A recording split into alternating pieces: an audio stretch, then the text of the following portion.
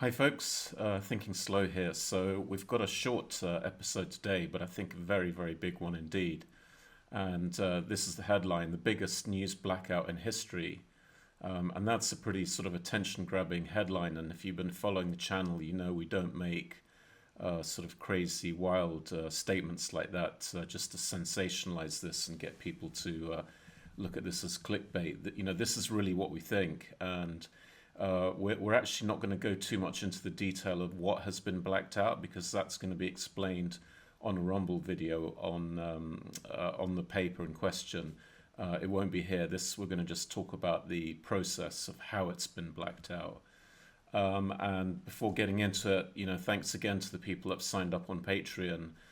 This is the link, and would really appreciate more support here on this. And the reason for that is, I think, who've been following this channel for a while, you realize that we're giving you analysis and insight long before it's ever put into the mainstream media. And actually, quite a lot of what we do will never go into the mainstream media. And I think for all of us, us included, we need those insights in order to be able to navigate through this period of enormous turbulence, which I think we're at the beginning stage, unfortunately, of that turbulence. It's not going to stop anytime soon. If we're right about the Great Reset agenda, it's going to be extraordinarily destructive.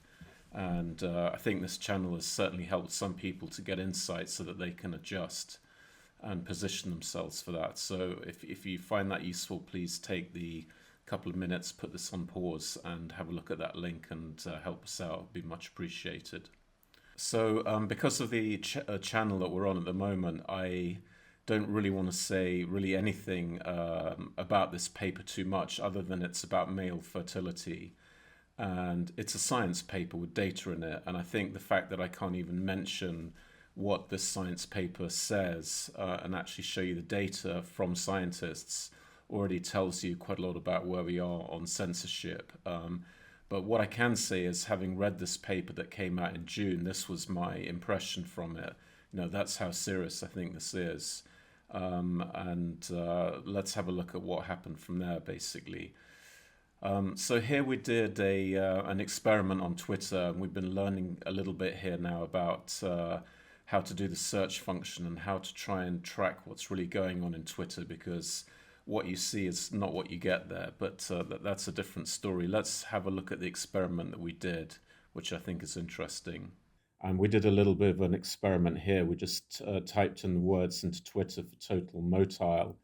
And then let's have a look how many sort of dissidents understand what is going on here. So there's 2 people who have looked at this study. Now I'm going to probably have to go quite fast on this. 3, 4, 5, more. But most of these dissidents, well-informed dissidents, are actually looking directly at the study itself, and just look at it. It goes on and on and on and on and on and on and on and on and on and on.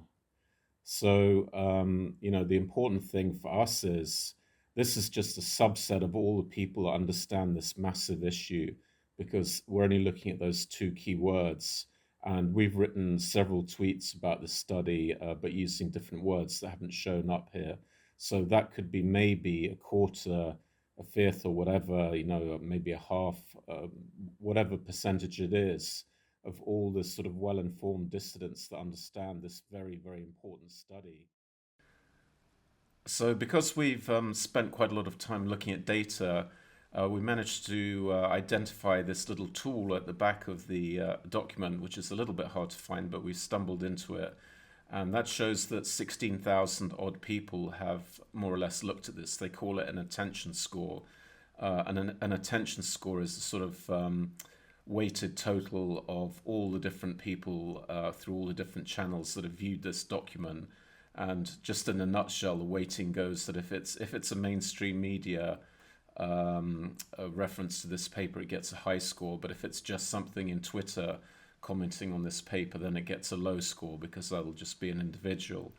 So it makes a bit of sense what they're doing, and they came up with this 16,000. But absolutely stunningly now, they have we found another tab which puts that into context because the number itself doesn't mean that much. And then look at this, it came out number 51. This score of 16,000 ranks it as 51 out of 21.7 million similar papers, which they call outputs. So, and in terms of a same age, this is number 2. So this is the second most looked at paper from nearly 1/3 of a million equivalent papers. So this is massive in terms of the number of people that have looked at this. And you'd think that that would then lead to coverage. And what do we get from mainstream media? From mainstream media, we got literally nothing. And it's early August now, and this was published in June. And for those who aren't familiar, this is the American sort of colloquialism of crickets, i.e. you can hear nothing but the crickets in the background. So as they'd say in America, we got crickets from mainstream media. Absolutely amazing. So these were our conclusions about this situation. So it's very important, and we're going to explain why it's important in detail. We're not going to do that here. That'll be done on the Patreon platform first in a Rumble format. Clearly, we and others in this space, the dissidents, I guess, understand how important this is. And what's more important, it must be the case. It must be the case that every science editor of every major journal understands how important this is. You know, we're not particularly special in the dissident group. I mean, we like to think we are, but it's certain that these guys know also in the mainstream media, and they've chosen to ignore it. And I think this is going to turn into one of these, let's ignore it, let's then acknowledge a little bit of it, and it applies to a certain limited group. Okay, it applies to more people than we said in the beginning. Okay, maybe it was a bigger issue than we thought, and applies to a bigger group than we thought. And this is the way this is going to come out in dribs and drabs, basically, because it's important, and we'll explain again on through Patreon how important this is. But really, at the end of the day, you know, the global coordination and the sort of interlocking structures that are required to make sure that mainstream media doesn't cover this, to me, is amazing. I mean, we've got clear proof that this is very important, and all the dissidents get it. We've got clear proof that this is one of the most looked at papers in its peer group for years, and yet there's nothing. And, you know, we come with our usual conclusion, you know, government plus big pharma plus legacy media are not your friends. They are not your friends because they're not telling you anything about this paper. And then we'll cover that later, so what it really was all about. So that was it for today, but, you know, have a think about that, what kind of arrangements and mechanisms have to be in place to make sure really that not one single word is mentioned anywhere about this paper. It's kind of spooky when you start thinking about it. And then just closing up, that's a link to the paper if you want to go and have a look at it. There's not a lot more I can add actually to the paper itself. It's all there. It's quite short, quite clear.